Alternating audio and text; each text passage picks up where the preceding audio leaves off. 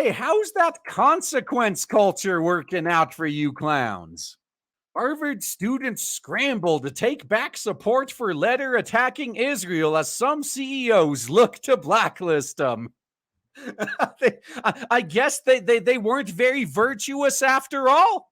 So they virtue signaled about how much they support the Palestinians. Then it started personally affecting them, and they immediately withdrew that support. Like, well, I don't care that much about the Palestinians. I mean, not enough to sacrifice my career for anyway. How virtuous of these good perthons, right? A flurry of Harvard University students and groups are desperately trying to backtrack on their support of a letter blaming Israel for the mass slaughter of its own people by Hamas terrorists, as some business titans seek to blacklist them from future jobs. 4 of the initial 34 student organizations attached to the inflammatory statement have already withdrawn their support, while board members of other groups have quit to distance themselves. This is so funny, man. This is the consequence culture that they've loved so much until it comes for them. Late Tuesday, 17 other Harvard groups joined around 500 faculty and staff and 3,000 others, signing a counterstatement attacking the other group's letter as completely wrong and deeply offensive, according to a campus paper, the Harvard Crimson. Yeah. These guys did the right thing. Immediately disavow and distance yourself. No. We are not going to be dealing with this. We will not be associated with these clowns. I love stories like this so much, man. A third letter from the 160 faculty members also ripped Harvard's response to the scandal, writing that it can be seen as nothing less than condoning the mass murder of civilians based only on their nationality. These are the ones that are worried about the people funding Harvard. So others in the group supporting the initial letter, which held Israeli regime entirely responsible for all unfolding violence, quit while distancing themselves from any involvement. As a board member of a Harvard group that signed the statement on Israel, I think it was egregious and have resigned my role. No, we need to do an investigation. Did this person approve it until there was blowback? If so, not too late. I am sorry for the pain this caused. My organization did not have a formal process. I didn't even see the statement until we had signed on. Well, wait. Isn't that what your idol Skeletor was all about? Oh, you got a passage to find out what's in it. Remember that? Oh, yeah, you got to sign the public statement before you find out what's in it. So McKillian added that she prevented another student group I remain on the board from signing on when I saw the statement. Now, this statement is not representative of my values, and my heart is with those impacted. Yeah, it is now. Do you think they would have been doing this if there wasn't blowback? If they didn't face consequences for their actions? Do you think they would have been walking this back? Because I don't. I also want to make it clear I know firsthand some of my fellow students are in this situation too. I wasn't the only board member who stepped down today. No, this is the price you pay for virtue signaling. I have no sympathy for them. These fuckers created the hellhole the rest of us have to put up with. I have no sympathy when they're forced to deal with it. The law student Mohini Tangri also tried that many members had no say whether the organization signed the letter. Many weren't even notified their organizations were considering doing so, she claimed. Well, would you be giving the same benefit of doubt if, like, say, some right-winger, it turned out he was in an organization that came out in support of literal Nazis that aren't Ukrainian, because that's okay, apparently? Would you accept their excuse? Like, if they resigned immediately and said, I didn't know? No, you know what you guys will be doing? Like, oh, what do you mean you didn't know? You've been hanging out with Nazi supporters for like 2 years and there was not a single clue? I find that hard to believe. Treat them the same fucking way. Yeah, they guilt by association us all the time. They don't get a pass. These are your rules.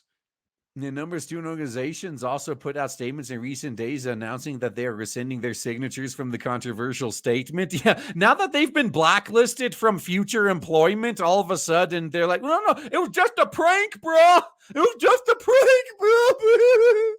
A statement posted to Instagram, Harvard Gungru said it would like to formally apologize for co-signing a statement made by Harvard Palestinian Committee and have formally retracted their signature.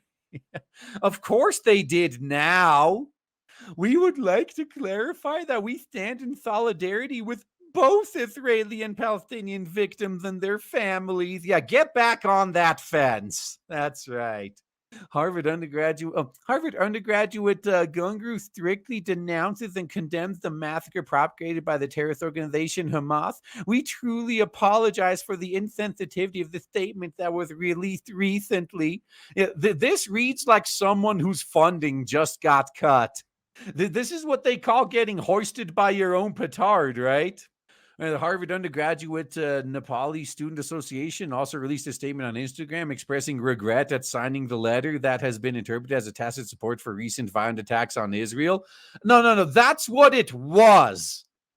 There's nothing, there's no, it's been interpreted. That's what it fucking was. You fucking snakes. You do not get to just make this go away now. Time for you to face some consequence culture that you love so much.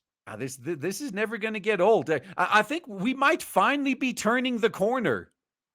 We're probably going to be seeing a lot more of this as time goes by. All these cancel culture supporters getting a taste of what they've been supporting. We're in endgame wokeness.